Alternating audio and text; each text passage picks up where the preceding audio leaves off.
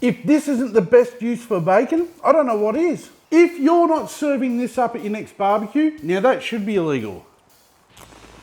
Let's get into it. Today we're going to smoke some Brie cheese, but make it better. Cooking time for this recipe will be 45 minutes. Or for those of you who love to use my beer timer, you're looking at a 2-beer cook. Cheers.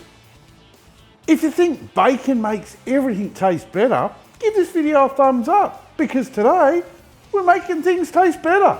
Today I'm using a 57cm Weber kettle and I'm pairing it up with one charcoal basket because I want to be smoking at temps around 150 to 160 degrees Celsius today. How I'll do this is by filling the charcoal basket with unlit briquettes. That way, regardless of the brand, I know I'm using exactly the amount of fuel I need for this cook. I'll then dump them into the chimney starter. I'll then light up a couple of fire lighters and add the chimney on top of them. Once the fuel is fully ashed over, we can grab the charcoal basket, place it to one side of the charcoal grate and dump the fuel into it.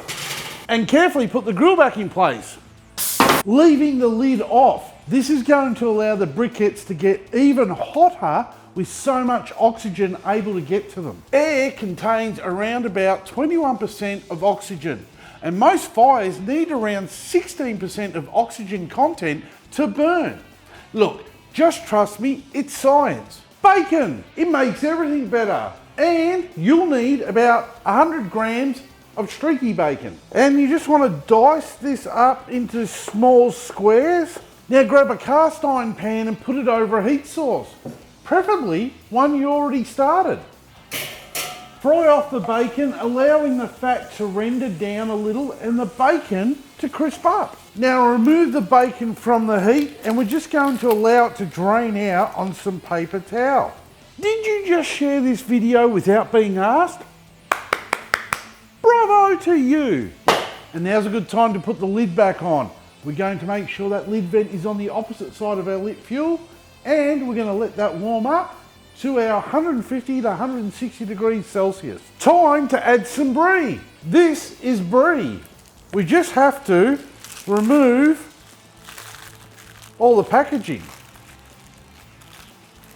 And we'll be left with something that looks like that. After extensive testing, us here at the lab have come to the conclusion that Brie packaging doesn't taste any good. Now, using a knife, I suggest a sharp one. You're gonna make some score marks in the top of the Brie, no deeper than 5 mil down. Now place this into the cast iron pan, yes, with all that yummy bacon grease. Now you wanna drizzle this with roughly about a tablespoon of honey, and then adding about 1/4 teaspoon of chili flakes.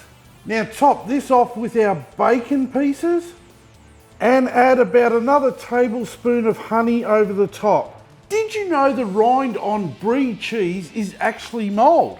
And there's people out there that don't like me saying the word moist, but you'll eat mold. Smut! I think it's time to place the pan of Brie into the Weber, adding it to the opposite side of that lit fuel. And you can also add a chunk of your favourite wood. I'm adding cherry to mine, straight onto the charcoals.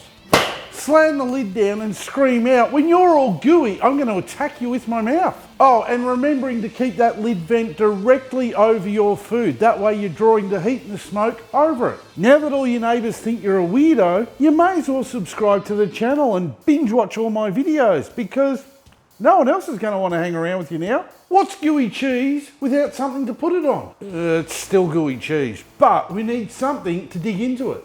Enter the Tiger Baguette, named because of its tiger stripes. And we're just going to thinly slice this up. Around about 5 mil thick is good.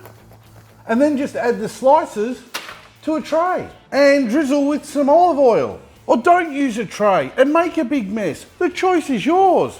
Now, the Brie's been smoking away for half an hour, so it's time to get it out. And get it out of the Weber, and we've had a blowout. Now, if there's a small split around the outer edge of the Brie, that leakage can sometimes happen. But in the good words of Homer Simpson, it's still good, it's still good. Just arrange the bread around the outer edge and place that back in the Weber. Put the lid back on and we're going to give that 15 minutes.